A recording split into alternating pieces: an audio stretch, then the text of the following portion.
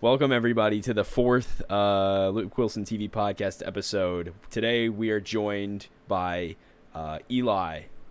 That's right, Editor Eli from the BBC channel. Yeah, man. Shout out one of the fellow JoJo fans in the area. You're the one that got me. You got me onto it. Yeah, bro. I mean... It's all your fault. It's all your fault.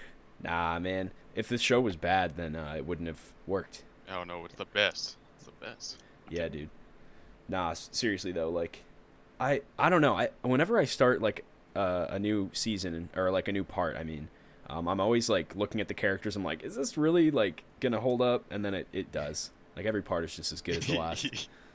Yeah, I feel that. I really feel that, especially like part 5. I really felt that because they're not it's Jono, and then you got the gang. It's not the Joe Stars at all. Yeah, no, it's just like these random like like emo kids. But turns out that's one of the greatest parts.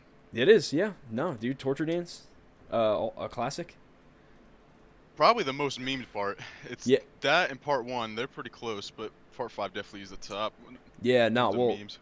Isn't that just because like that was when it really blew up? Was like when part 5 came out and like. Yeah. That's definitely interesting. Like I wonder, like the OG JoJo fans, like when part 1 like dropped, people were getting hyped for the Speedwagon Foundation. They were probably losing their minds. If you were a JoJo fan and you read the manga and the anime was finally announced, especially after the OVA was what, 90s? Yeah, I think it was the late 90s into the 2000s. They had to be losing their minds. I would love to be a JoJo fan back then. But... Nah. Well, I was so I just finished filming the Alessi video. Oh yeah, that script was crazy. Yeah, it's a spoiler for anybody who's listening, but whatever. Yeah, so I like used a new filming setup and it's good. It worked out, but when I was researching it, I found like an article, like a blog post from somebody who had like posted this thing talking about Alessi, and he had never been animated. This was like a blog from 2015 and he wasn't in the OVA or anything, so like nobody had seen this guy like on screen before. They'd only read about him, so like it was just crazy, like, to just think, that wasn't even that long ago that, like, Part 3 was still coming out. Yeah, and that's the biggest part about JoJo, Part 3, and the OVA only did, like, a few of the gods, and I don't think it did any of the... Yeah, I don't think it did any of the tarot card stands. Yeah. Not that I can think of. Oh, you know what? No, it did. You know what they did? They did the gods first, and then they went back later. Yeah. In the first half of Part 3. That's right. Yeah, and then they picked like the most random like like Yellow Temperance and like Tower of Grey. It's like my favorite. Yes, the best of the best. Yes, totally. It's like the beetle from Zelda, except it's actually fun in that game. Oh. The freaking Tower of Grey beetle.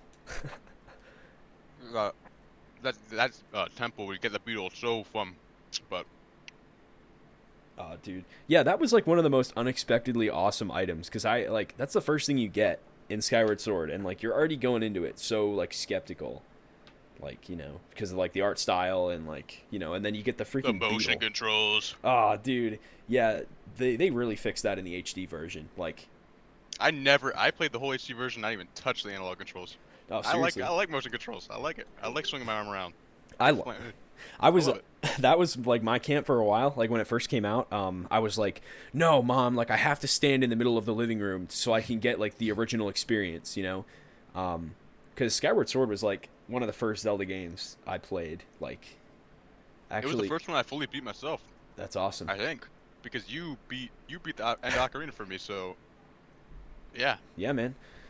I don't remember that as well as I remember borrowing Majora and like not being able to beat Georg. But I don't even remember how long you had Majora. Oh, it wasn't long. It was like maybe a month. And you got to Georg? Yeah, man. You're kind of a Zelda kid. I was grinding, dude. Nah, I don't know, man. It was crazy to like nowadays Zelda's like a lot more popular, and there's also like a lot more like younger fans and stuff. But like back then, like it was hard to find other Zelda fans, and that was still like the era where we were telling each other like secrets and like BS on the playground. Yeah. Like, well, that's the thing. Back in the day, it was kind of, at least in our school, it was kind of like a loser thing to like Zelda. Oh, dude, it was a loser thing all the way up through like high school to like Nintendo stuff. Yeah, exactly. Like, I don't know why. It goes hard. People yeah, just didn't give it a chance. They always just seen it as like baby stuff. nah, yeah, and also the fact that like I think like the Kohl's like t-shirt rack all has like that classically trained Oh gamer mode, like, yeah. or like Mario, like, I had a few of those. it's like it's literally like just the box art of like Mario 3. Like, well, not even, because that like goes hard. It's like that standard, like, there's like 4 PNGs that Nintendo uses of Mario for their marketing in America. I swear. It's like the same pictures of him on like every t-shirt and like Yeah. and I mean, when a new game comes out, it goes hard, but like back in the day, like finding some like cool gamer merch, I don't know, man. Yeah, it was not really that possible, and it all just seemed lamer. I don't know, Yeah. but No, maybe I haven't really looked. So I don't know what it's like now. But nah, I had so many like green Zelda shirts and like Mario shirts and stuff. I don't know. I didn't have too much Nintendo merch. I just had a lot of that lame stuff that's like eat, sleep, game, repeat. Oh, Like, no, no, no. Here's what it is. I only know 3 things: eat pizza, annoy my sister, and be awesome. yes, yes, yes. Bro. I definitely remember that one. Nah, I I had don't know some if of I had those. that one or somebody else wore that, but I remember that. Nah, I had that. It was who's awesome, but ME on the end of awesome was highlighted. Like all the bacon shirts too, man. Do you still have any of those? No, I don't think so. I remember in I elementary school, I used to wear bacon shirts and like Adventure Time shirts. But Adventure Time. Oh, they got that new show, but I haven't watched that yet. which one is it? The like kind of sequel? Yeah, I don't know. I don't know anything about it. Apparently it's good, but I don't trust cartoons nowadays. I don't. Yeah. Nah, I like, I don't know. I just feel like a lot of the cartoon, like adult cartoons, are all kind of the same nowadays, and like, Yeah. I mean, like comic book animation, I think is still pretty good. Versus like comic book movies, because obviously like people have been seeing Marvel kind of flounder recently, but Yeah, like, that's the Disney effect. yeah, that's the whole Disney thing. But it's good though that at least comics like Invincible or like, even like The Walking Dead, True. and then Yeah. obviously all the manga too. I think like the Western comics are being overtaken by, the Eastern comics, like the actual like good shit, like, you know Yeah. turns you into Finally, a man, it took long enough. puts hair on your chest, man. I gotta watch Baki. I watched. I didn't watch the first one, but I watched the one that's on Netflix. It's just called Baki. That Ye- one I watched. I think it has 2 seasons. I watched both of them.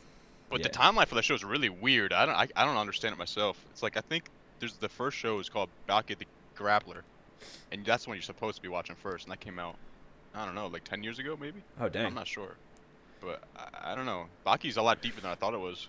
Yeah, I don't know like much about it other than the memes, but I know it's like it's one of those, Yeah, I mean JoJo fans would love it. That's why I watch Baki. Seriously, is that one of I those? heard. Yeah, that's what everybody says. So they always compare it to JoJo. It's probably just because of like the just extremely dramatic like fights and like, people just freaking out like every 5 seconds, like, whoa! Exactly, that's what it is. It's everything's over the top and everything's like super descriptive, like how part 2 goes. Oh, I love that. It- Man, Yeah, it's did you read it's any? Did you read any part 9? part 9. I read the first chapter when it came out, but that's it. You telling me you read part 9? Nah, No way. I was gonna say no way, no shot. nah. I still gotta finish 7, and then I gotta finish so you much do. stuff. 7 is it's I'd say it's the best part, but I love part 2 too much. Oh yeah, But dude. everybody overhyped 7, and it's for good reason. It is so good. Yeah, nah. I mean, from what I've read, it's good, but I think I'm gonna go back from the beginning because like I didn't understand how to read like JoJo. Like there's like a specific way you're supposed to read it. Kind of like how you watch episodes in like, it's like part 1, part 2. I feel like for JoJo you have to Right. read like 6 chapters at a time, or like you have to kind of like chunk it. Yeah, especially the way he has it, like, well, it's different for every part though, because part 3 is kind of like a, villain of the week type thing, Yeah. and part 7 is more just like a long trek across the country. Oh, So I love that though, man. and it's so good. president's villain. It's it's so JoJo. It's so JoJo. It's crazy. Yeah. Nah, I don't know, man. I was like reading up on like the infinite spin where like you can only use it when you're riding on a horse because the horse channels like the Fibonacci spiral. He goes hard in the explanations in that one too. Oh, that's awesome. Or like the what is it, Poco Loco, the way he runs. Oh yeah, it's he's supposed to be I think he's supposed to be the that universe's version of what's that? A Poco, what's right? That kid? Yeah, yeah. I think that's his name. Or Smokey. Yeah, Smokey. Yeah, Smokey from part 2. Man. Which is weird. Yeah, it's a whole less adult. And it's also like 50 years earlier. Yes. Nah, but that when I read that, I was like, like I read that part where they're explaining how Poco's able to like run, and they're like, oh, he like, you know, he like pushes off of the ground with the balls of his feet when he like runs, and I'm like, huh, maybe I should try that, and it's like, nah, it's total bullshit. Like that does not work.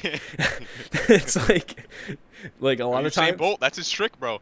Yeah, no, I don't know, man. I just there's so much like sciencey stuff that's like accurate, but then some of it is just like, okay, this is stupid. Like yeah, but that's the charm. No, exactly. It's like you're trying to find. I feel like there's two outcomes. Like when you're given like a real puzzle in JoJo, like one outcome is that it's like super awesome jaw dropping solution, and then the other one is just like total BS. Like you could have never guessed that. Yeah, and you especially and then there's also just the stuff that just feels like it's plot armor. Like, oh yeah, I love part 2, I love it, but the way Joseph wins, I mean.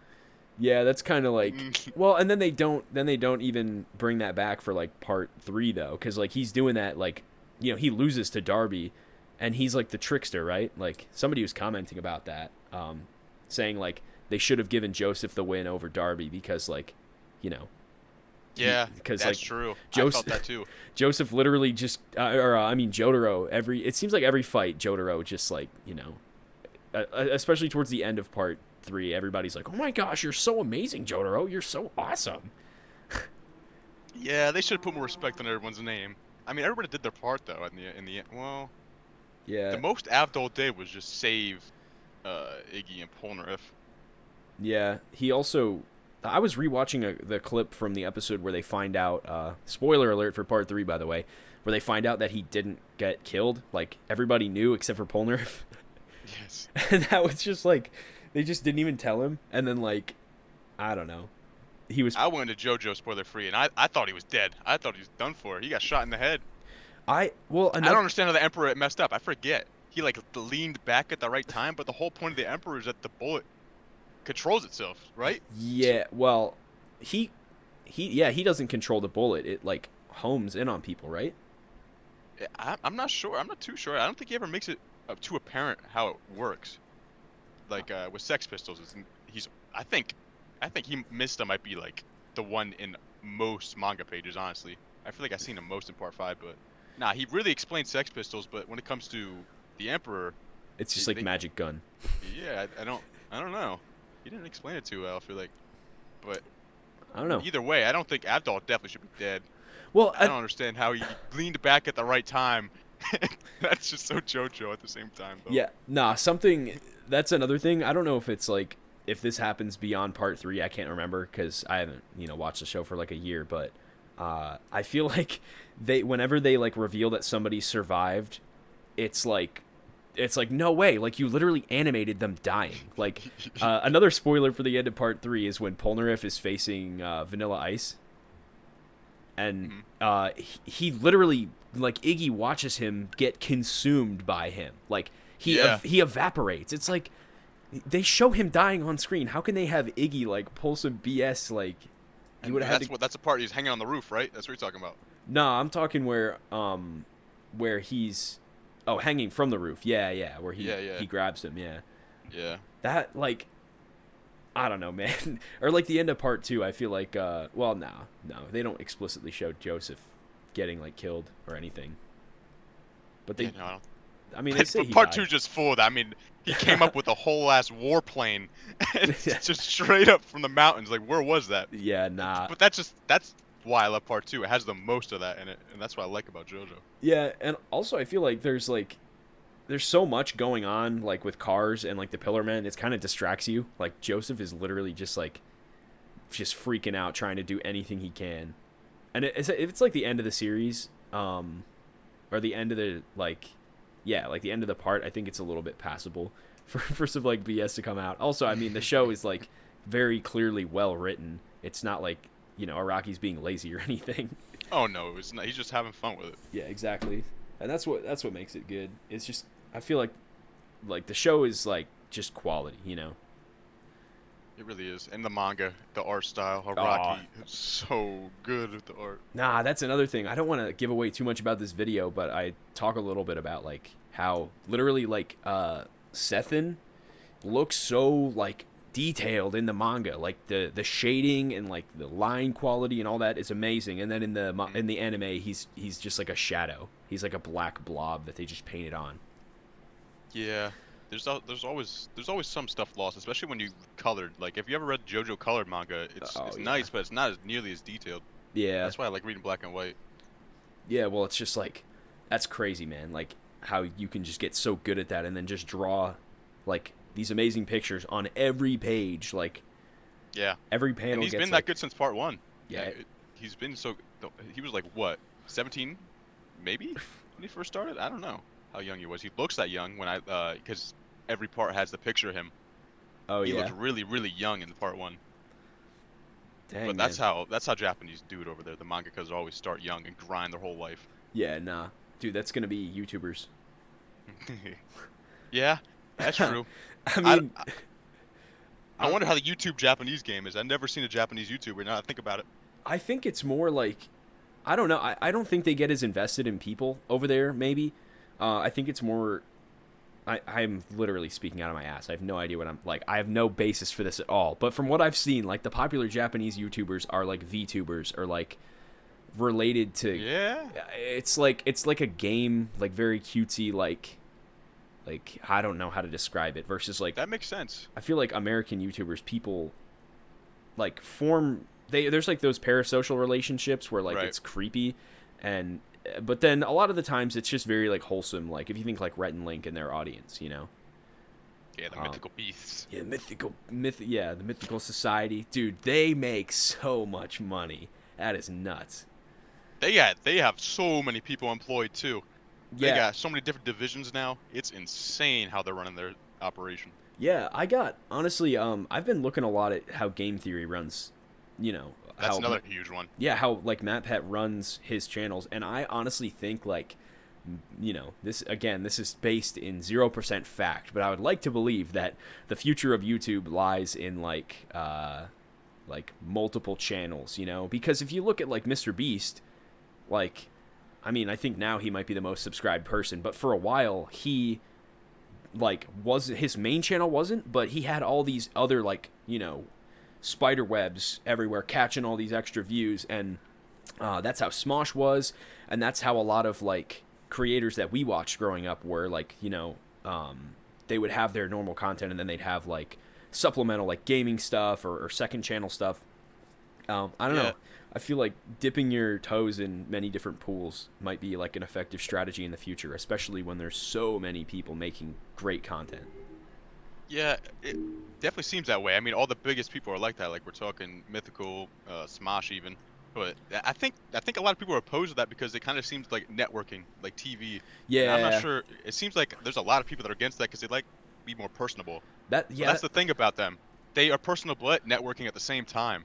Exactly. Well, it's just it's the natural progression of it. Like, I don't know. Like, I was opposed to writing scripts for a long time because I wanted to be like as genuine as possible, but I don't know, like you just get good at reading and writing scripts and stuff, I guess. I don't really know. There's no real way to like kind of elevate yourself without, kind of cutting off a few of, the things you want to keep. Like, yeah. I would love to do everything off the fly, but there's no way I could do it, and it's so much more effective to like read off a script. You know, if you're doing, it depends on the type of content, but like I'd love to do food reviews, but you know, they're not very popular in this day and age. Yeah, not anymore. That's But the other thing about YouTube. Everything's in it's cycles, yeah, and nah, everything's always changing. I want to bring it back though. Like, I guess the current YouTube plan is I'm just gonna do video essays until I get to like a safer spot to experiment more with the content. You know. That seems to be what's in right now. And if I were to get into YouTube, that's where I would start too, because that's just what I think I would like to do. Is video Yeah. essays about things I like. Yeah, and it's like I don't know. I mean, it's like good for my brain, I guess. But It's fun. It really is fun. yeah. Now I've seen your guy like BBC that FNAF movie review kind of popped off. I wish he was here to talk about it. Yeah, it did for his channel especially. His first 24 hours was like 100 views. That's great for him. That is awesome. I did not think. And the thing is, it's like what? How far are we from the movie at this point? That's a what month? yeah. 2 months? I don't know. It's crazy too, because I don't know if I told you guys about this, but I remember like Instagram was just flooded with Five Nights at Freddy's stuff, like everywhere, and then like one day, like overnight, it just all disappeared. I swear. Yeah, that's the cycle we're talking about. It's just some trends just come and go that quickly. It's crazy. Well, if you think about it too, how you know the Blumhouse they were the ones who did it. They probably have like an advertising budget that you know once they run the marketing for the movie long enough, then they have to pull it because like you know it's not going to be in theaters anymore. So probably as soon as the ads stop showing up, that's like a big hit, you know, to their attention. Yeah, and soon, December 4th, they announced that Rockstar. The internet's about to explode, oh man. my gosh. Dude, it's crazy how big that is. Like, everybody's talking about it. It is. It's going to be huge for a while. A long, long time. I never thought that there would ever be such thing as like a blockbuster video game, you know, where like it is truly like everybody. If you have like a console, you need to get this game, you know. It's going to be crazy. Yeah, that's exactly what it is. I mean, Minecraft came close, but still that was more aimed a little bit more towards kids, even though it picked up by a lot of other people, other ages. Well, and that too, like, that grew over time. Like, they kept supporting it, and it just kept getting bigger. Same thing with, like, Fortnite. Yeah, but true. To see, like, a main series release, like, imagine if this was the kind of hype for, like, I don't even know, because, like, Call of Duty, like... Yeah, that's the only other one that comes close, but that not even at the same time. It has its own niche. Exactly. Kind of. Yeah, like, some people don't play shooter games. Exactly. I don't know. I mean, I don't avoid shooter games. Like, I like shooter games. I like guns. And I just never got Call of Duty because, like, I don't know. I played it when I was younger, but I just never bought a game for, like, my PC or anything. But I'd like to. I played it so much back in the day, but that's also because I think new Call of Duty is just not as good as old Call of Duty. That just might be my, nostalgia. Yeah. But I don't know. Well, I think a lot of the, like, console gaming culture of olden days is, like, gone, you know? Like, which is rough. It is, because like I always wanted to, like, I never had an Xbox. I mean, we had PlayStation, but we weren't allowed to have PSN for like a while. Yeah, I remember that. I remember Dude, hearing that. That was so bad. And it was kind of for good reason, but like at the same time not. Basically, their like privacy policy that you had to agree to, like they basically said like we're gonna sell your data, and my dad was like, no, we're not doing that. And like, I don't know, like I mean, I agree with it, but at the same time, like, I don't know, man, like that is just one brick in a giant wall of like things that are spying on you. Oh, I mean, everything is. Every single company is at this point. Dude, there's no getting away from it. It's crazy too, because like it doesn't even have to be spying. I was talking about this like I don't even know, maybe over the summer, but if you think about it, like, just say, like, every action that you do on social media is tracked. So, like, however many seconds you spend looking at a video or a picture, whatever your demographic is, like, if you're a man, woman, American, white, black, whatever, it's all recorded, and they give you content based off of that. So, like, right. Just say that you are swiping through, like, TikTok or something, and you spend slightly more time on like food related content, then they might infer that you're hungry, and based on the time of the day, you know, that it The is. advertisements Well, start kicking in. dude, it's like That's mainly the reason why they collect our data. Is oh yeah, get the correct advertisements, but and even then, it's like I don't know, dude. Like I feel like they advertise. Maybe it's definitely just me, but like I feel like whenever I feel specifically targeted by an ad, I just want to like reject it so much. Like it feels weird. It does feel weird, especially when you're just talking about it. Like when that happens. yeah, It's but I mean, like I said, it doesn't even have to be spying too. Like they already have so much information on you that they can pretty much guess every move that you're gonna make. You know. and all the apps talk to each other. They share each other's data at this point. Yep, exactly. If you connect Facebook, like sign in with Google or sign in with Facebook on anything, it's all connected. So like Fortnite, like Epic Games, all your chat logs are probably documented somewhere. Like, you know, and people want to act like, you know, oh, it's so you know, oh, it's illegal or it's immoral to, you know, use this data or whatever, or like, you know, I don't like whenever anybody says like, oh, well, they could sell our data to China or whatever, they could do all these bad things. It's like, oh no, it's illegal. They're not allowed to do that. But meanwhile, too, like, you know, CIA guys are like, are we supposed to do this? Like, nah, it doesn't matter. Nobody cares. Like, we've been doing it for years. Yeah. You get what I'm saying? I bet if you read their policies, it's in there somewhere that they can. Yeah, they can bend the rules. And you get They're clever. You get some. I mean, you wouldn't get anybody, you know, off their rocker working for them, but you put somebody in a position of power where, you know, they figure out they can do this. They can, you know, look at cameras or they can look through data or whatever, you know. Yeah, and that's what's terrifying. I mean, we're lucky to be in the United States. China is horrifying. I would hate to live in that country. Yeah, nah. The internet is literally locked down. The government controls everything on that internet. It's wild.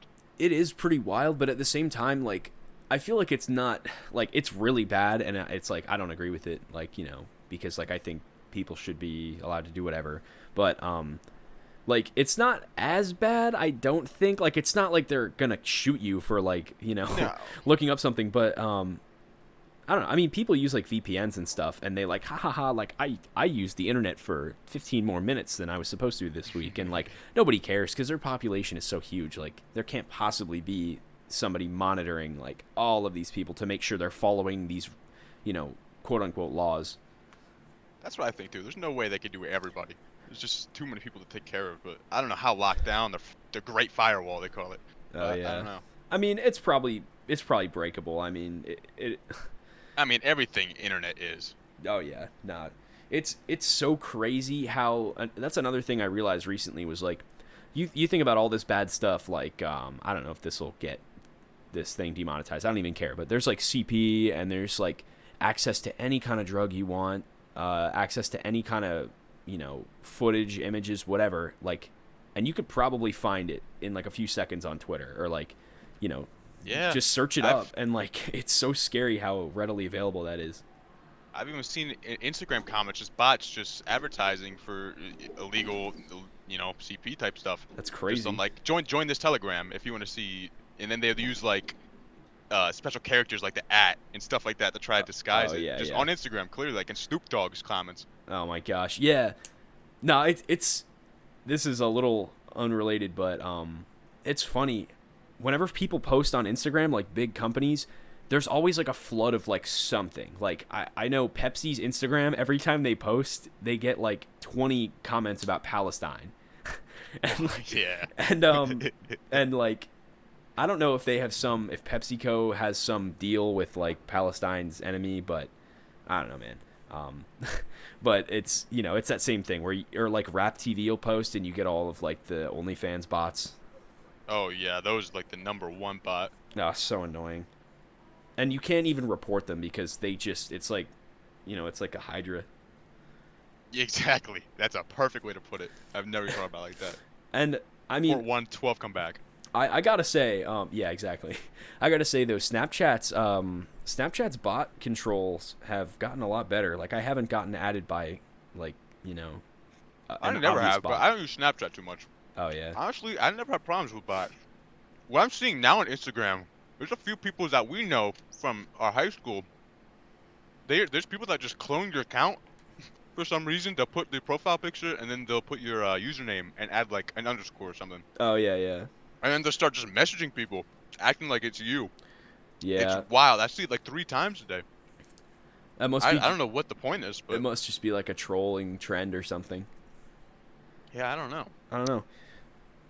I mean, I recently, I was talking to Bryn about this today, but I just privated like a lot of my stuff because like as I'm getting older, I'm realizing like I don't want like some random Redditor like screenshotting my profile and posting it somewhere, or like I don't want some like future employer, you know, seeing something and being like all crazy about it. Like I'll just keep it all private. Like it doesn't need to be public anyway. I mean, just like I feel like it doesn't need to be.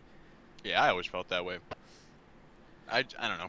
It, like you said, you don't want any future opportunity to be, ruined just because some random thing you totally forgot about. Yeah, and it That doesn't even like qualify as something you should get the opportunity ruined for it.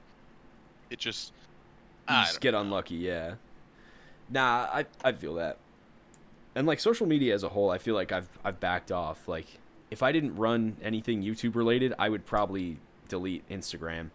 I already deleted TikTok, and I use Snapchat mostly to just talk to like you guys or like other friends from home or something. Yeah, exactly. I never got a TikTok, thankfully. Oh man. Instagram's like the only thing I use, but I probably scroll for like an hour a day. Yeah. Nah, it's rough, man. It's like Really, the only thing I use it for is just information, like what's coming out, what's happening. yeah. I Instagram, the thing with Instagram that really gets me though is their memes and the comments section is so funny. I do click comments a lot. Yeah. Like that, I don't even know. Like the other day I hit like 5 in a row. It was like, maybe there was like one or two in the mix that was like not funny, but every single one like was hilarious, and the comments were even better. Like I'm glad that comedy still exists, but at the same time, it's like such a drug. Yeah. I'll be like scrolling and then I'll snap out of it and just like throw my phone over like across the room, and like I'll be typing up like a script or editing something and I'll just freeze and I'll like feel that impulse to like pick up my phone and I'll like it's like scary. Yeah, I go through the same stuff, and I do the same exact thing. I'll be scrolling, I'm like, yo, what am I doing? I'm just wasting time. And I Yeah. just gotta put it down. It's annoying. But some people, there's a lot of people, most people can't control that urge. Yeah, and it's crazy. Everybody I've talked to about this has the same thing. So it is kind of like a widespread problem, but I don't know if it's as bad as, again, like if you're like aware of it, you're probably not as bad as you could be, because like think about in the past how long people spent reading newspapers, or like like dad comes home from the car dealership and sits on the couch and drinks a beer and watches, Yeah. Family Guy all night or something like that. It is just a different form, true. Yeah. But it's just so much. It is worse at the same time because how accessible it is anywhere. It's Oh yeah. always right there in your pocket. I think that's what the problem is. Yeah, and it's like that it's so like phones are so amazing. It's just I don't know. Every new amazing feature is just another, there's another negative one to counter it. That's how Yeah, everything is. but I feel like when it comes to the hardware side of phones, things are really starting to stagnate. Like, That's so ev- true. feels like they can't come up with anything new to the point that they decided to try to revert back to flip phones.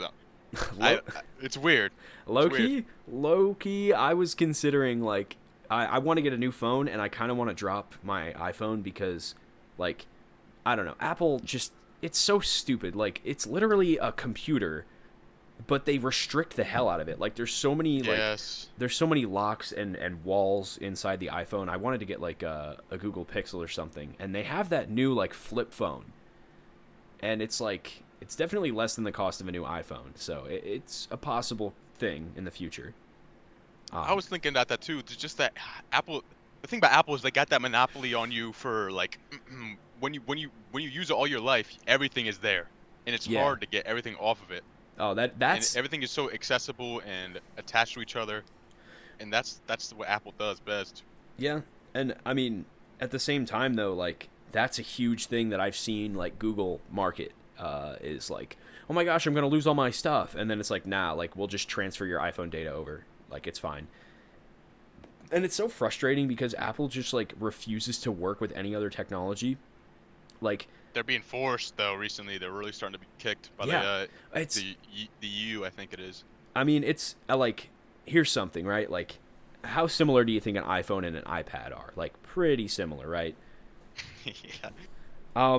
So why is it that I can connect a keyboard and mouse to my iPad, but and use my pen with it, like a drawing pen, but I can't do that with my phone? Like, it's literally the same thing. I didn't even know that. That's crazy. You can't use the pens on the iPhones. Nah, you can charge the pen in the iPhone, but you can't use it on it.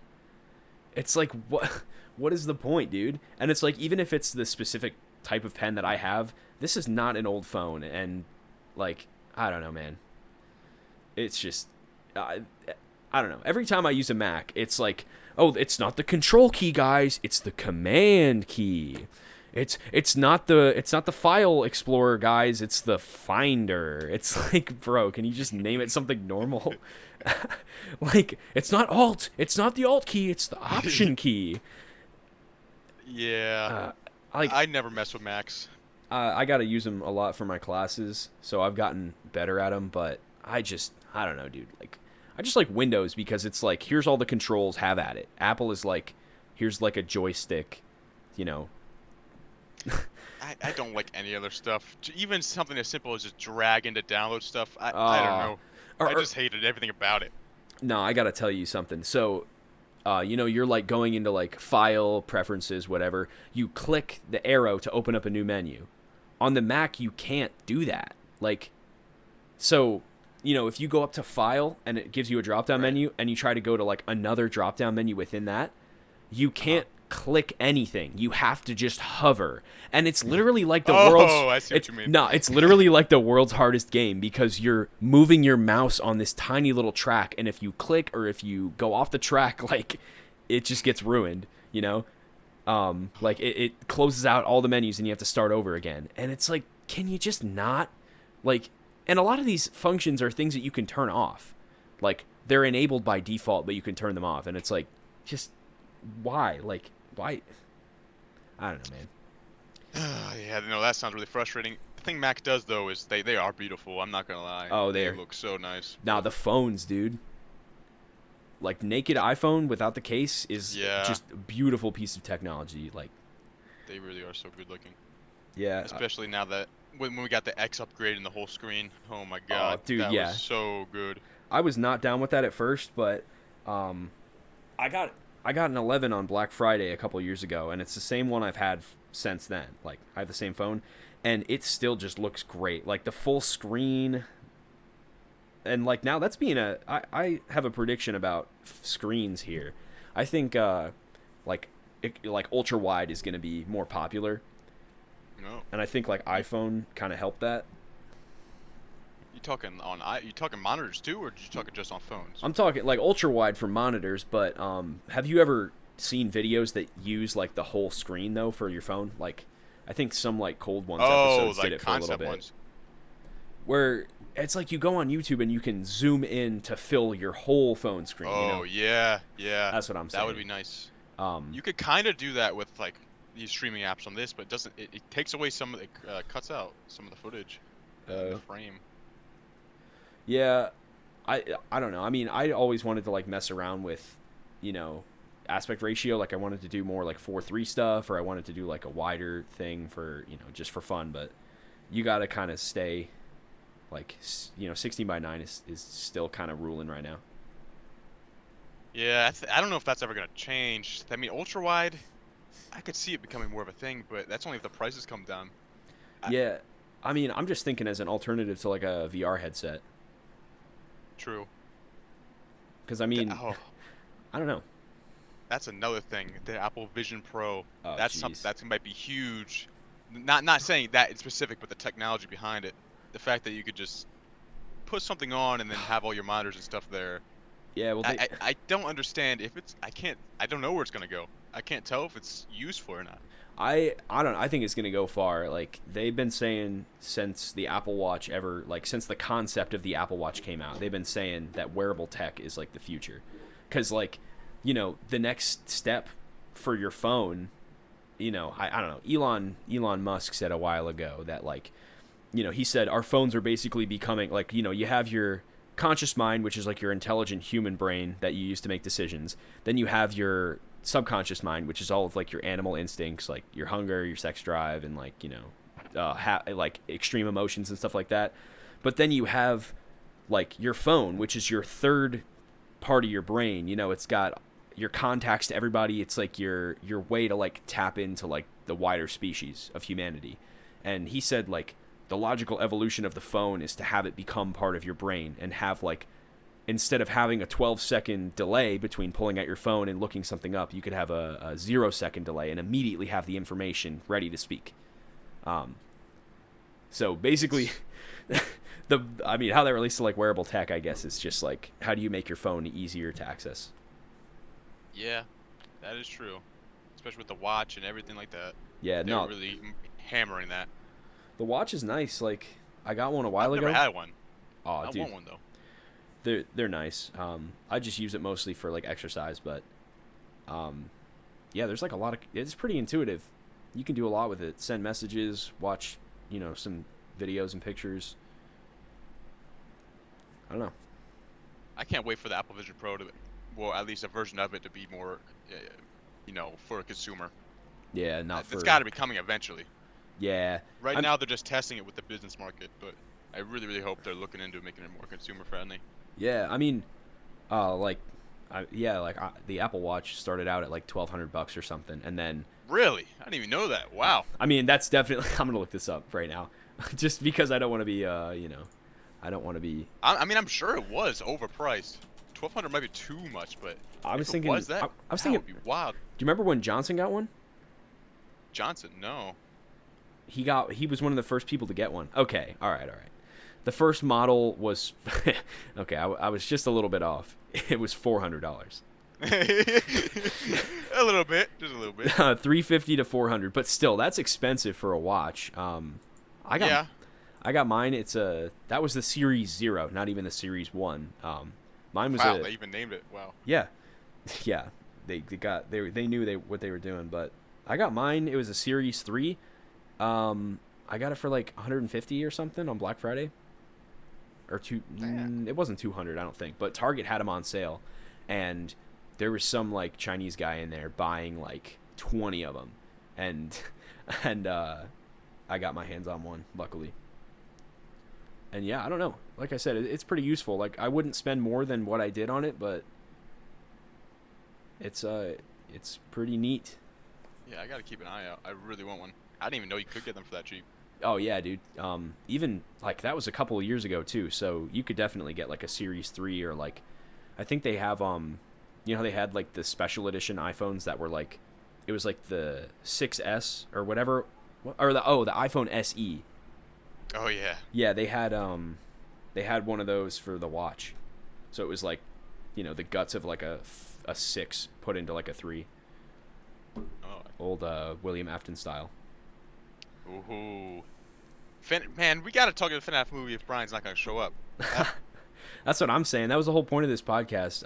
Yeah, it's gonna be called FNAF Podcast, and we mentioned it like once. Yeah, no. For anybody who's listening, we've been trying to do this podcast for like 2 weeks now.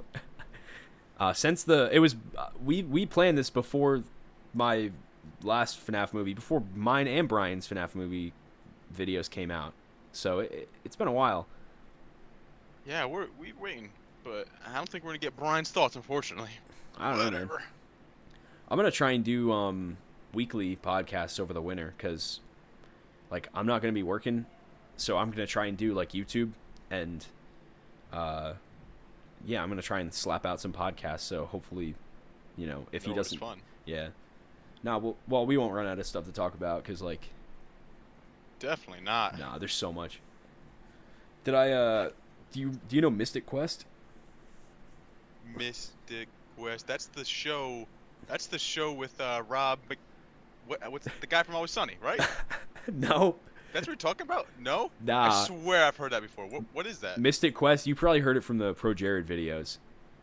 Mystic Quest. Mr. Quest. No, dude. I'm telling you that I was listening to the Always Sunny podcast. and Mystic Quest is a show that Rob from Always Sunny is in, All right. and they make fun of him in that podcast and call it Mr. Quest. Oh, Mythic Quest. Oh, what you said? Is that what you're saying? No, I said Mystic. Oh, Mystic. Oh, that is so similar. It is very, very similar, but nah. So Mythic Quest is the team behind the biggest multiplayer video game of all time is tasked with building worlds, molding heroes, creating legends. But the most hard-fought battles don't occur in the game; they happen in the office. Wait a second, The Office. The Office.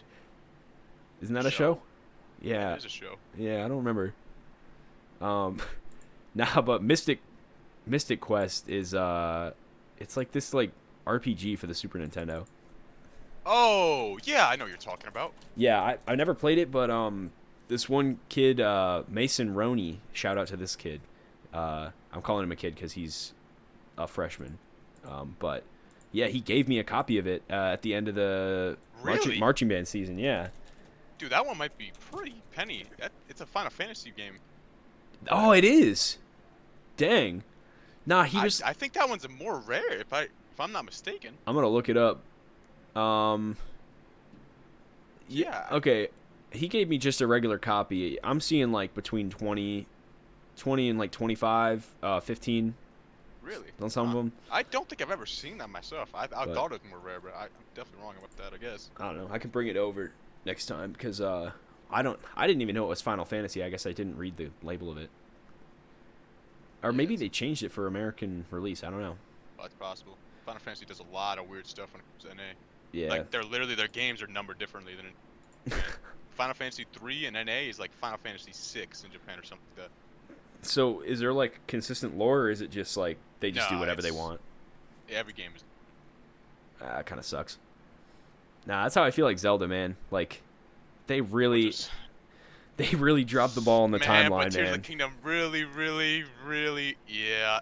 That could be a whole podcast in itself, man. Nah, dude, I heard I don't even remember who it was, but there were a few like big people, not even in just the Zelda community, but some people are roasting Tears of the Kingdom, man. Like, yeah, no, I've listened to it all. Like I have all day to listen to podcasts. I've heard all their takes on it, and they're kind of right. I agree. Like I felt it's, to me, like I don't know. I think like I love puzzle games, so like give me a Zelda game that has good puzzles and like I'm good. Like I'm cool with that. But like I don't know. I was always, maybe it was just like delusion, but I always felt like so much of the magic of the series was in the timeline, and like it's just like these, I don't know, it's just like these ancient legends, and there's like these, the Master Sword, and it really did feel like, and the way some of the games are connected, like Ganondorf was always the same guy. He was never not the same guy. Yeah, Tears of the Kingdom is the first time we got a different Ganondorf. Yeah, and it's just after like, you get like Ocarina of Time, Majora, and Twilight, 3 huge Zelda games all in a row that are all 1, 2, 3 right after another. And then you got like Wind Waker on the side. Like, okay, the timeline split's a little weird, but at least it all felt at least like rooted in Ocarina. Like that felt like the keystone of the whole series, and like because that's how it worked. And it's like I don't know if they're trying to do that with Breath of the Wild now. I think I don't know what their thing is. Maybe their thing in their head is that it just really is that far, really like hundreds of thousands of years ahead. That just everything's that different, but it's like it's basically a new continuity at that point. That's the thing that bothers me, because it's like, well, I mean, I guess it was kind of obvious because like, they did Skyward Sword, which was like, the beginning of the series. When they were making it, they're like, oh crap, like we have to come up with a way to fit this into the timeline now that we've created the timeline. And then they did like Link Between Worlds, and they were like, okay, this can be, after A Link to the Past, we can easily slide that in there.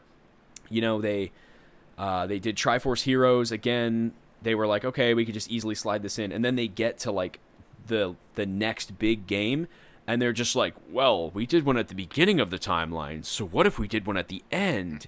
And it just feels like it's such BS placement, because they're the ones who gave us this Zelda timeline, man. And then they're just gonna like act like all 3 tracks like converge. That literally makes no sense. Like you could have said that like the Triforce like merged the 3 timelines, and that would have been enough of an excuse. Well, that's another thing, man. No Triforce. Breath of the Wild. Yep, exactly. Nothing. No Triforce. And No Hylia. No nothing. None of it makes any sense. The Zonai.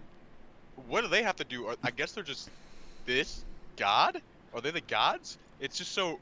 Well, I the way I saw it was that there's a lot of like there's a lot of this is really cool because I was learning about like art history and stuff for some of my classes I had to take were like art history related, and like a lot of like Breath of the Wild or sorry Tears of the Kingdoms, like a lot of it was a big design game, you know, like they did so much to make the Zonai aesthetic, and I, you know, for as much as people want to complain about the shrines, I freaking love them.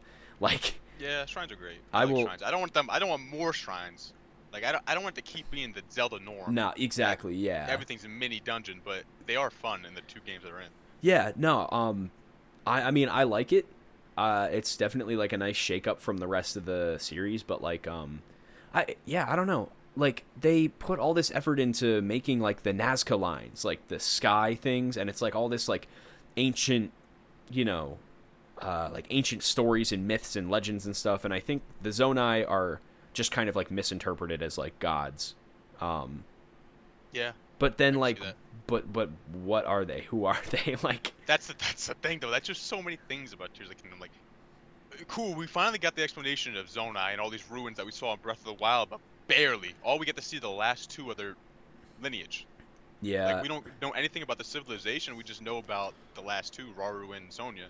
Yeah, and like it would have been like it would have been easy to like include more, and this is my like hottest take about the new games, but like I'm sorry, but the cutscenes are just so cringe. Yeah, they're cookie cutter. The English voices, in my opinion, are terrible, and I mean they're not terrible, like, you know, they very talented people, but like I just don't think the animation and the voices like vibe. Yeah, like, they do come across a little cringy.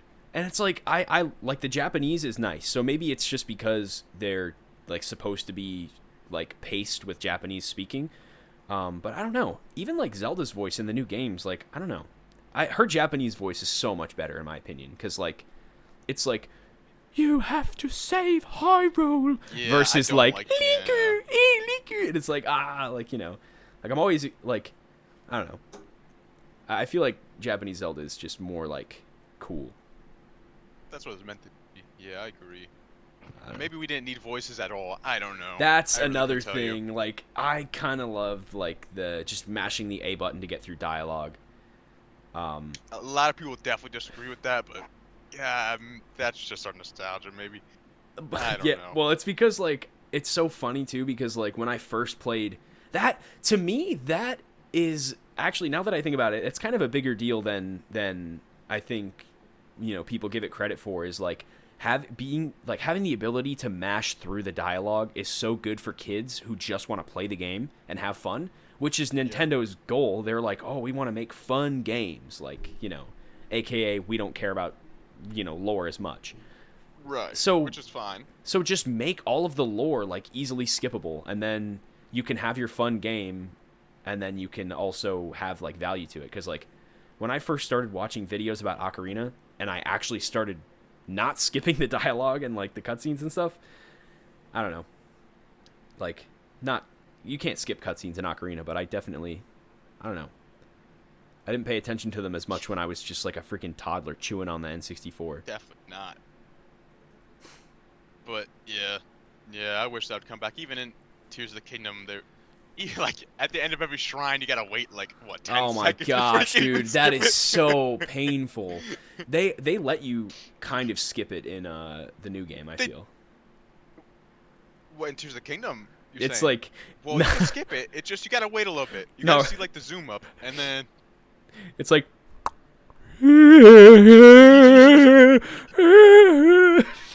And then after that, that's when you know you can press the plus button. Yeah. You're just smashing it, waiting. Nah, dude, when I first started playing it, I was like, okay, like I'm not gonna skip anything because I want to like get the total experience of the game. But yeah, after like the 10th shrine, I just couldn't anymore. Yeah, and there's no variety, and at least in Breath of the Wild, every monk was like in a different pose. Yeah, But this time it was just the same exact statue. and also like I mean I understand like I probably should have expected this, but you know I was like, oh my gosh, what is this cube monster? Oh my gosh, what is this crystal that's like I have to deliver it across the sky? Oh my gosh, what is this giant Yeah. spiral island? And then surprise, those 3 islands are in every single region of the game. Like That's one of the biggest things as well, and the nah, depths not being much, but yeah, oh the depths, yeah, there's a lot of walking around. um I don't know. Like I felt it's like it was kind of a chore to go light everything up. it was. But the thing is, it's so magical for the first like 10 hours. It's Oh like yeah, so magical, and then you start to see the cracks. And yeah. it's just becomes monotonous almost. It's probably too because like we're so used to like we know a lot about game design and a lot about like obviously Zelda game design. So like we can see maybe when some corners were being cut. But they had so much time. I don't know, man. Do you know, also, this is actually confirmed too. There were a lot more Sky Islands originally that they Ah, cut, but they decided they cut them because they felt like when you look up, the sky is too cluttered. You don't see the sky too much. Like, yeah. the blue sky. That's what they said. Well, I Like in mean, the trailer where they revealed the sky, it was literally a skyline that didn't even make it in the game. If you go yeah, watch that trailer again, it's it's not in the game. that sucks. And it's like maybe that's why they copy pasted a few shrine quests and stuff. Yeah, I mean, yeah. but they could have like I mean, they had the storm cloud which like covered up the one island. I still don't know how you're even supposed to do that quest. I just got lucky and found the entrance. Oh, is that the lightning one you're talking about? Yeah, where you have to go through the fog. I had no idea how to do that. I literally was like throwing items to try and figure out where like to land. Or I was using like there was some cheese that you could do where you like dropped. That's the thing about tears too, man. Oh man, So much cheese. But like I mean, Ultra hand recall. oh yeah, yeah. Just get through anything. Nah, but even then it's still hard. Like the areas that you weren't supposed to be able to access nice. The places you weren't supposed to be able to access, they like made sure you couldn't get to them.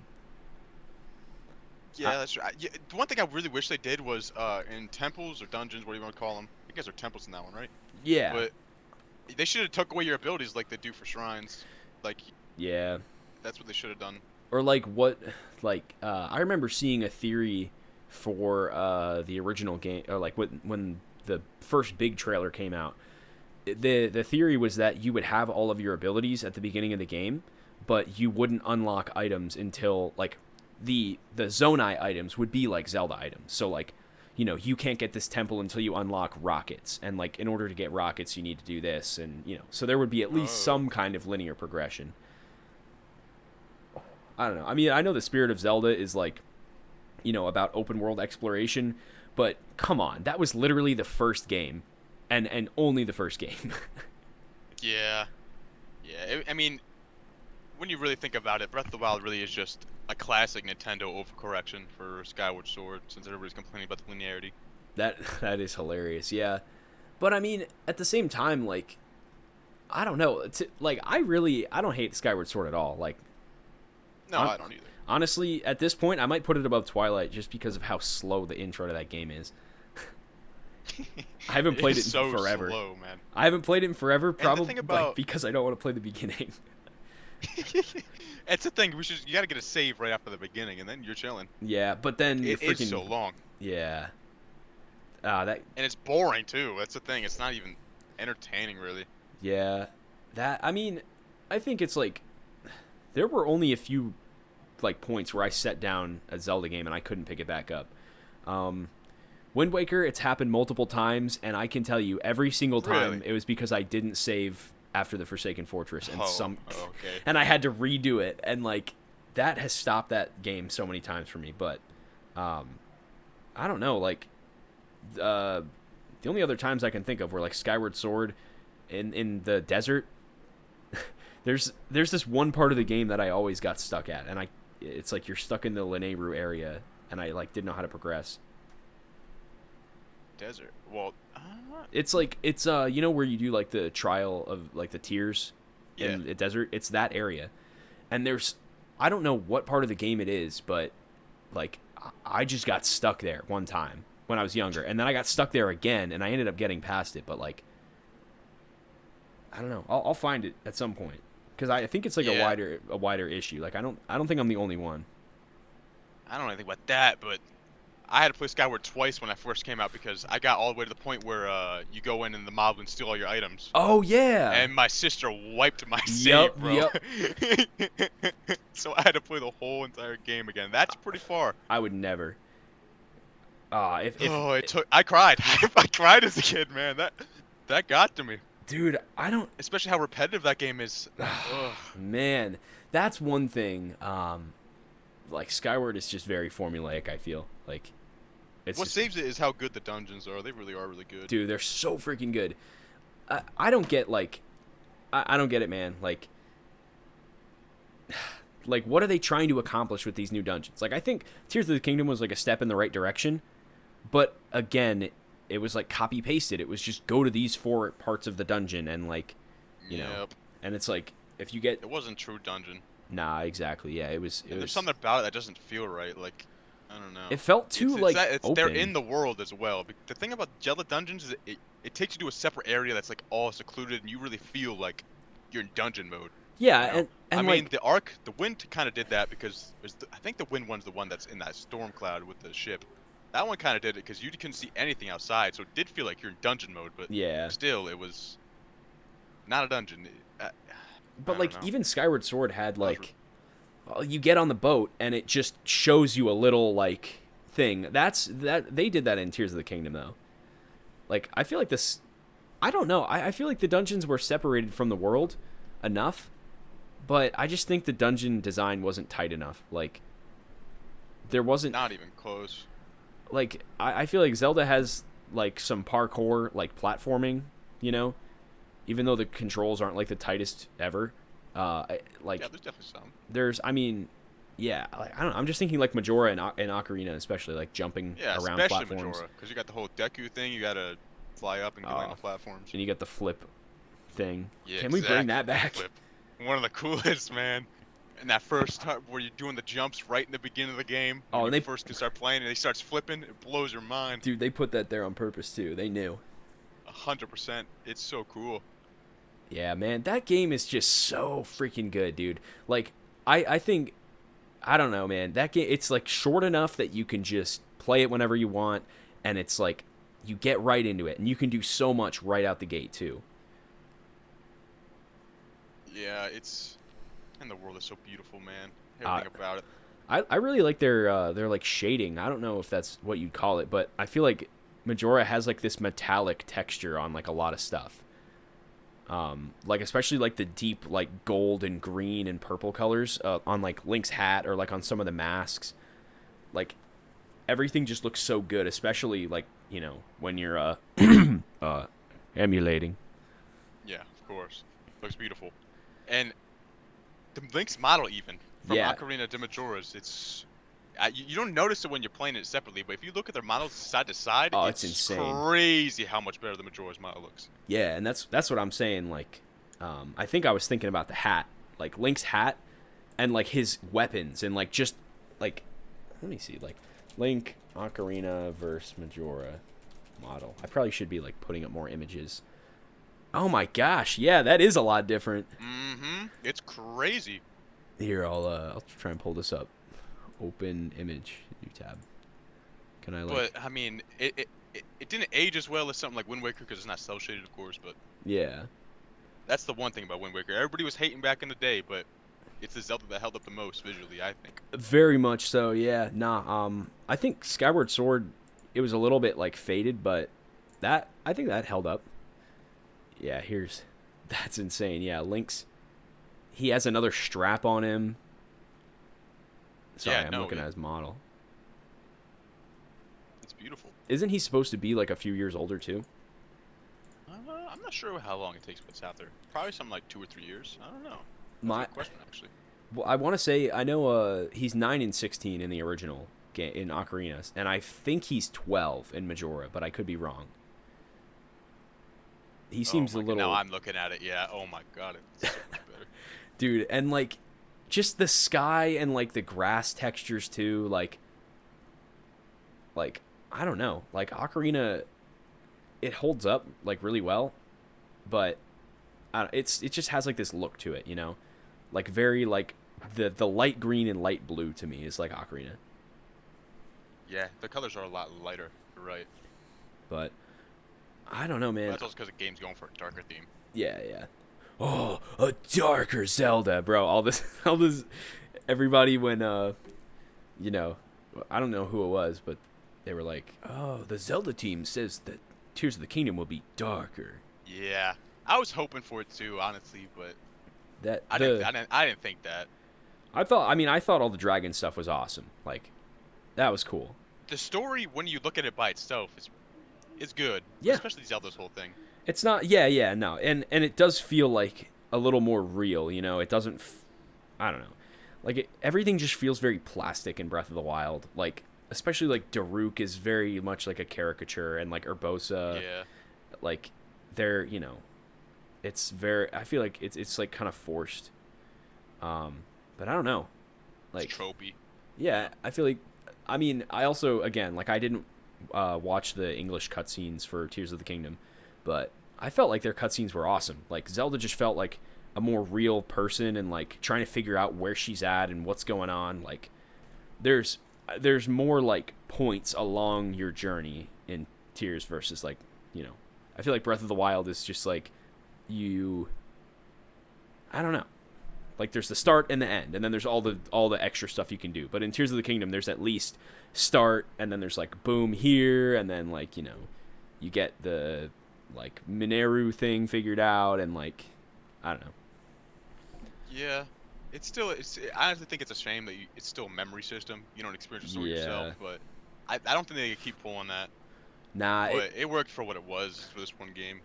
yeah, I mean, I feel like the reason why they could get away with having so much of the same stuff, I mean, obviously it was a sequel, but they added so much that it was worth it. But, like, yeah, they're not, like, they cannot tap in, like, this is it, you know? I feel like they said, like, okay, we're going to do shrines again, we're going to do, you know, open world dungeons again, but, like, you know,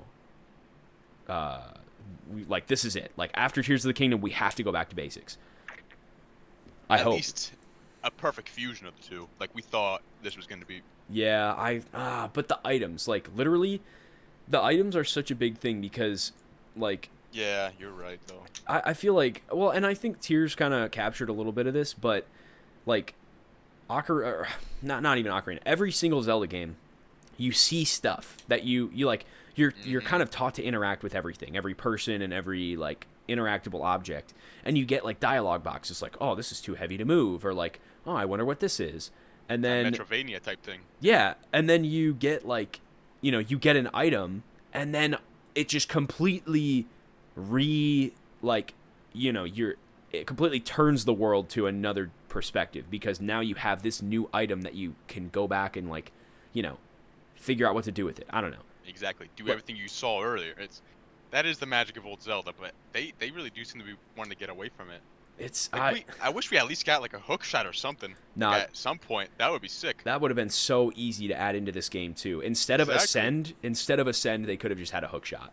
They could have them both. Or have a magic hook shot that hooks through the ground and pulls you up. The magic meter's been gone too. I didn't even think of that. Yeah, well, weren't they supposed to have it for this? I don't know if I ever heard anything about that. Oh, never mind. It was the Zonai juice. Oh yeah, the Zonai charges. I guess that's kind of a magic meter. I guess. Dude, that was actually like people complain about that, the Zonai meter leveling up, but I actually thought it was really fun because like you get like you get your first like completed cell, and then I feel like it just gets faster and faster, and before you know it, you're like maxed out and just like I don't know. It also gave more reason to be in the depths. Yeah, well, I mean, I kind of chopped up the game where I would go, like, I'd be like, okay, like, you know, 20 shrines, 2 more cells, and then I could do my next dungeon, you know? Or, like, 3 more side quests, and then I'll do another main quest, you know? Just Yeah, because that's about how I did too. I wanted to like pad out the game, and then I saved, like I said this before, but I saved a bunch of shrines and a bunch of the depths to explore when they came out with DLC, and they never did. So like, Yep. so No like, DLC. That's so really unfortunate. yeah, so I didn't even get close to 100%ing that file, but maybe I'll go back. Yeah, I did all Light Root first. I really just grinded that, and I did everything after. Because I knew about the whole Light Root equals shrine thing, so I could just Yeah, press up and down and see where the shrines were. yeah, not I. I don't know. I really like the depths. Like that was just a big highlight of the game for me. Um, and like I don't know. I feel like that. Like I feel like the sky vibe was. of it is so nice. The Yeah. whole horn going in. Yeah, And, whoa. yeah. And then like you land when you're coming in from the sky, so you land on good stuff every time you come down. Like whether it's like a vein of stuff, like a vein of zonite, yeah, or like yeah. the frog dude too. That was like the first thing I found. Like I went into the depths for the first time, Frogs, and yes. I found a frog guy or a frox, yeah, and that was fun. Like I love those kinds of battles where like you're not like you're not gonna die, but like you don't even know what to do. Like It's a weird boss.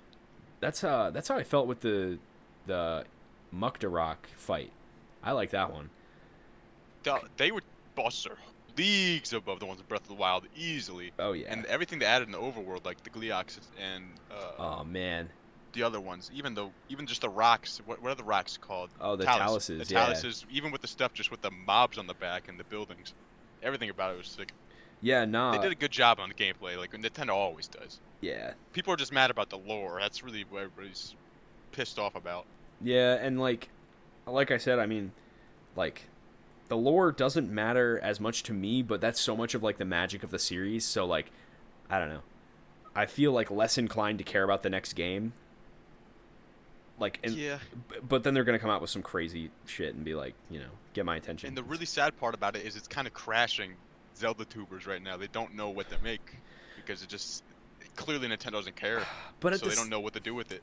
At the same time, though, like, I don't know, like, part of being There's still a lot to pull from. Yeah, there is, and like I haven't seen an old Zelda game talked about in forever, and there are plenty of good topics to talk about. Like, Well, yeah, that's the thing. That seems to be what the consensus is among them. They're all just saying they want to go with Legacy Zelda now because there really just is nothing here. yeah, well, it's just yeah. I mean, they've explored like all of the new games. There's nothing left to do. Well, there's no questions, and there's no reason to ask questions because there's no answer. Like they've made it explicit that all of these mysteries about the games are just like, they're just never going to be answered, or like there was never answers to them in the first place, and they should have just not even said anything. Yeah, that's the whole problem with it. It's not the fact that they're doing it. It's the fact that they did it and are trying to make it seem like I don't know how to explain it. Like, Yeah, they're like being they clearly wanted Tears of the Kingdom to be a direct sequel to Breath of the Wild, but even in those two, there's not much connecting them at all. that exactly, like how the freaking they said the official statement about the Sheikah stuff. Yes, they just disappeared. It just disappeared and nobody knows what happened, and it's like, okay, all right. It's such an ass. It's so stupid. Yeah. Nah, I liked the idea. This is kind of off topic, but I like the idea of how Zelda was the dragon the entire time. Yeah, that was the best part about the game story. Like, easily. Like she was watching over you in the previous game, but she And I don't clearly remember. wasn't. Yeah, wait. Yeah, it was the White Dragon in Breath of the Wild. I don't No. remember that. Nah, it wasn't. No, it wasn't. But like they could have at least said like, oh, I've been watching over, But then it's like, why didn't you do anything when the calamity happened? Like, I'm pretty sure two There's so Master many Swords plot would have holes. helped. Like, like, I don't know, dude. Yeah, it's just stupid. And like the freaking malice like thing, I don't like that. To me, that's What do just you like mean? putting Yeah. like the malice all over the ground. Like, Oh. that's just like putting lava everywhere and being Yeah, like, can't go the here. hard stuff. Yeah, it's like at least you can run through it, but I don't know, like it's just I'm tired of that. Like it was the same stuff from Breath of the Wild.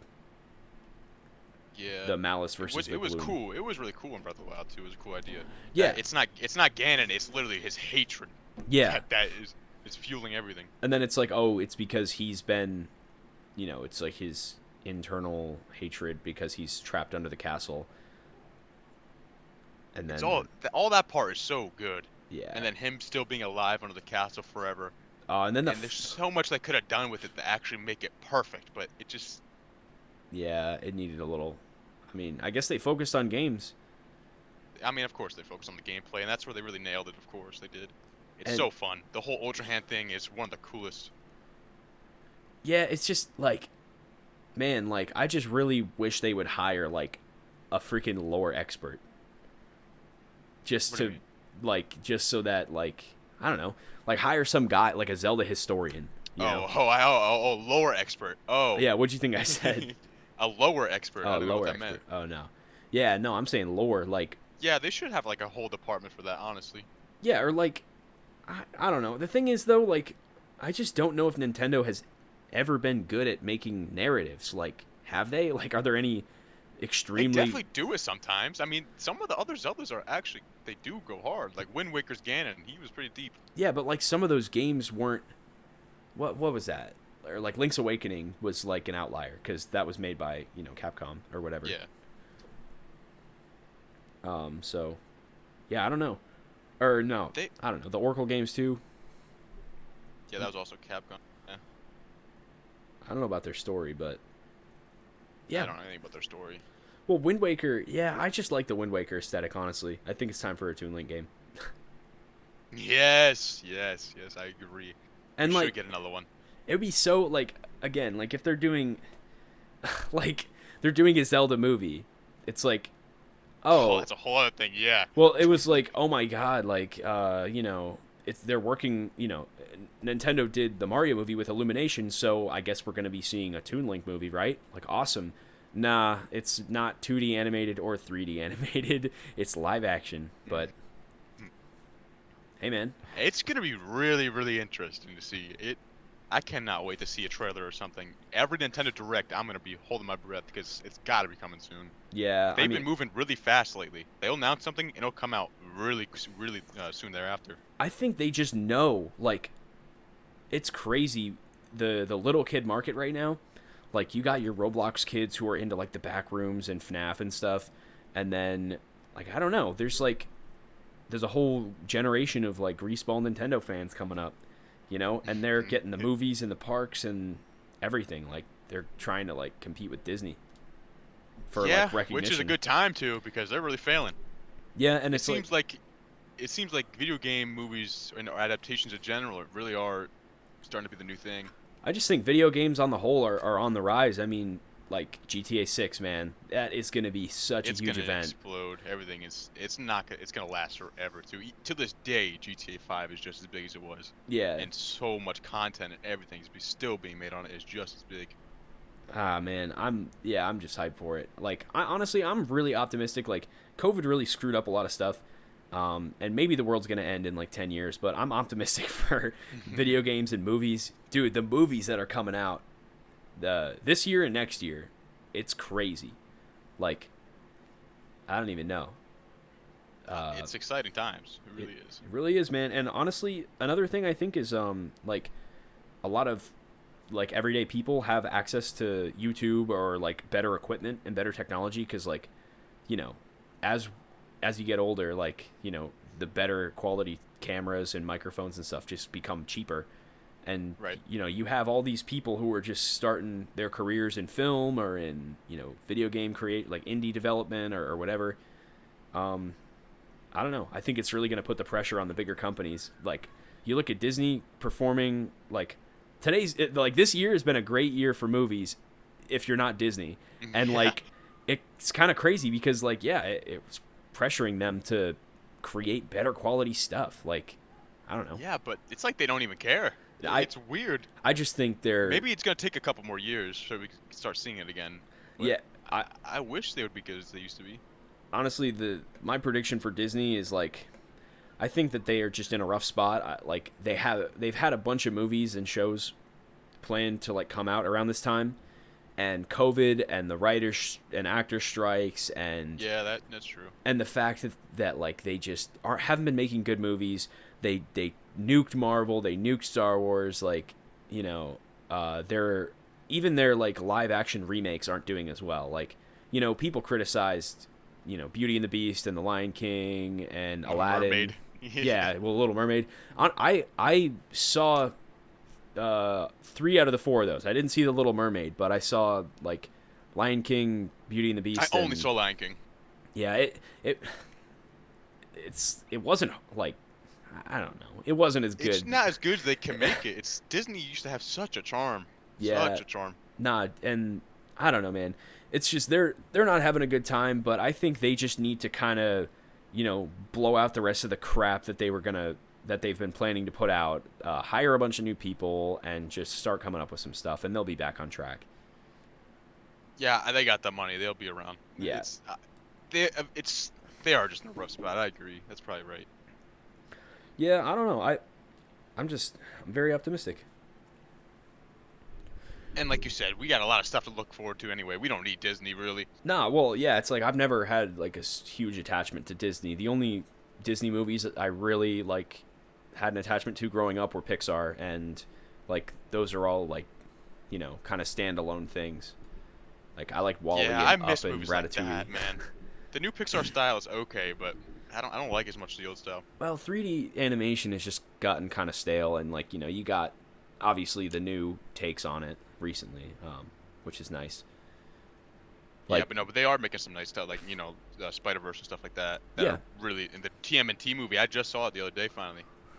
Oh yeah, what do you think of it? That was really good. I thought it was a really good movie. Yeah, it was obviously made for like kids, but like beyond like the couple like bad jokes, I thought it was fine. Like I liked it, and I'm excited for a sequel. Yeah, and the art direction as well, just like Spider-Verse type thing. Yeah, dude. So good. Donatello had the JoJo hoodie on, bro. Yeah, dude. You see it a couple times too. Yeah, they don't even. Yeah, it's not even like an Easter egg. They're just like, yeah. It was sick. That is. I would never expect to see JoJo somewhere like that. It's definitely like it's somebody's favorite show or something that they were just like, please, can I put this in? And they're like, fine. It's just enough for the logo to tell it as JoJo. It's like kind of not, but you know it is. Yeah. Nah, another thing that we got to look forward to is well, first of all, DreamWorks is really going to be kicking off. They got a new Kung Fu Panda coming out, Puss in Boots. Oh, really? I didn't know that. That's hype. Yeah, new Kung Fu Panda next year, and then Shrek 5 we got confirmed, you know. And but think about it.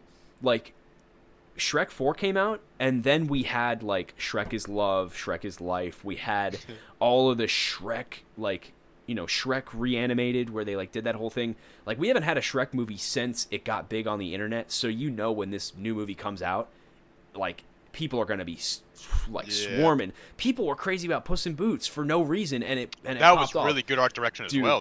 It's crazy how good that movie was. It's a beautiful, beautiful movie. Like even I was looking for a GIF of Perito doing like the eye popping thing, or he's like trying to act cute, and like even just a GIF, I was like, holy crap, dude! Like, yeah, no, that blew my mind. I was not expecting that out of DreamWorks. It's just so good looking, and you know, if they're pulling out all the stops for Puss in Boots 2, it's not like a random ass movie. The Shrek 5 is gonna kill, and like they've proven, like Shrek 4's story was good.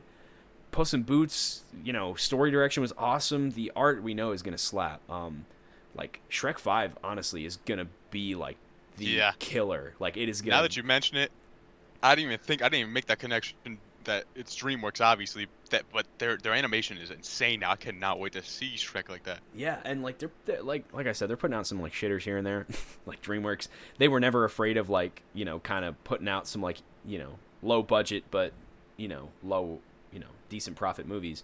But dang, man, Kung Fu Panda and then Shrek 5, like Disney better watch out, man.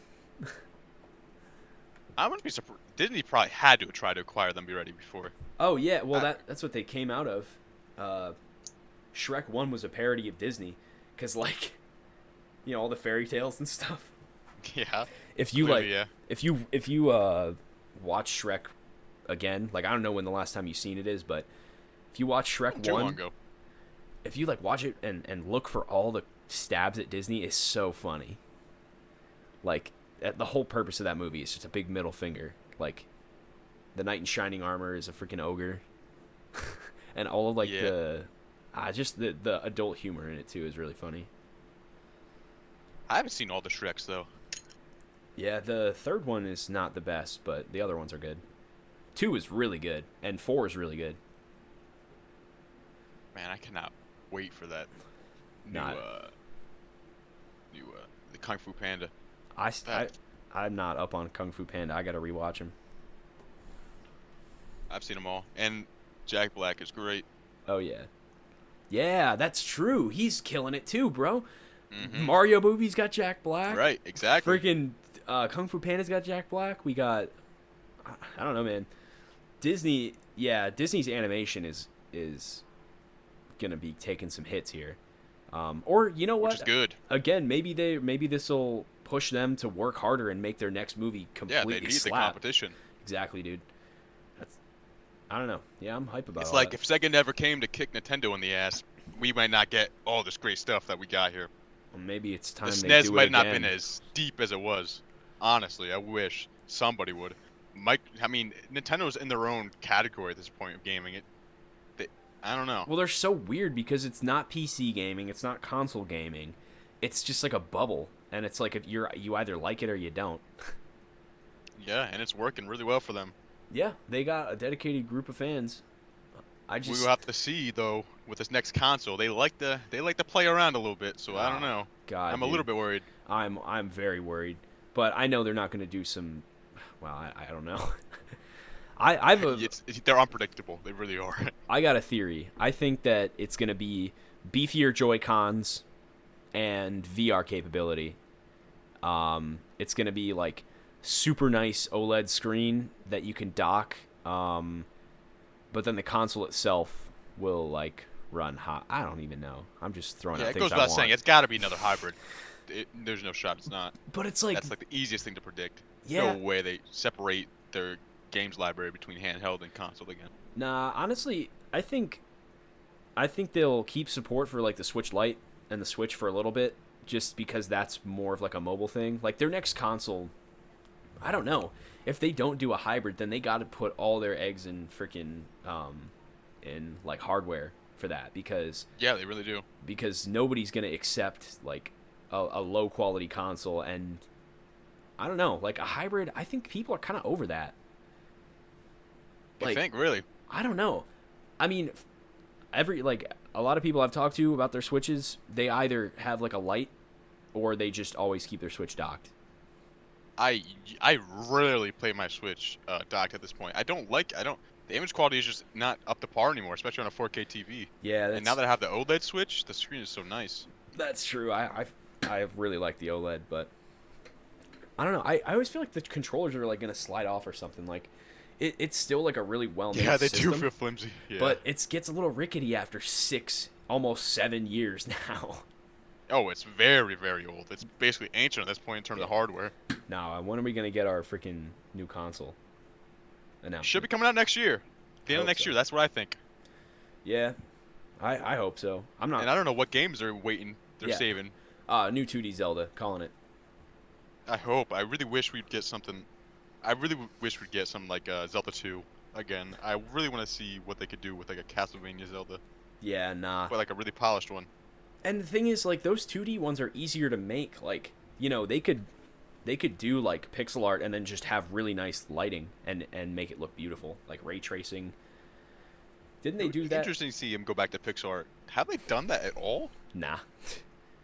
I mean, F-Zero 99, they came close, but I don't know. I mean, well, Mario Maker shows that that's true. They're not afraid to make modern pixel designs, but like, I don't know. I think it's just too niche of a style.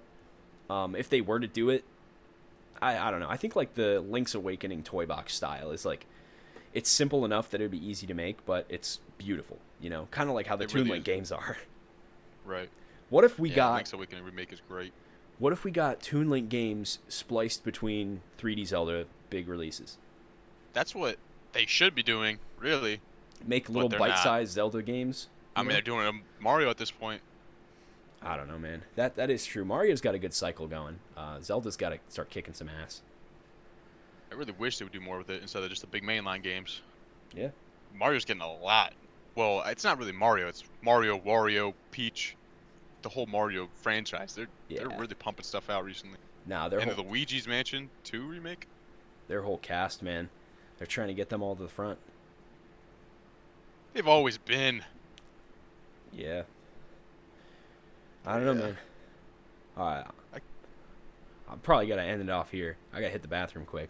But it's been a while. Yeah, no, I started to realize. I was like... No Brian, though. That's sad, dude. We got to get him on the next one. Yeah, we got to do a FNAF one eventually. Even if it's just about FNAF in general. I mean, Help 1 and 2 is coming out this month, actually, so... Yeah, I want to play some actual FNAF games, because, you know, I haven't played the new ones. I've been getting through them. I'm on FNAF 4 right now. I'm playing them in order. Oh, nice. Yeah, man. All right, well, I guess we'll end this off here. Thank you for joining the Luke Wilson TV podcast listeners and Eli. Go check out the BBC Vlogs channel. Do you have anything you want to say or promote? I mean, just go check out BBC Vlogs. We don't... I mean, our FNAF, that's what it would have been perfect if we talked about it, but since he's not here to promote his own stuff, you know, that's all I really got to say. Come here next time, Brian. Yeah, Brian. He's going to hear this and be like, Gah!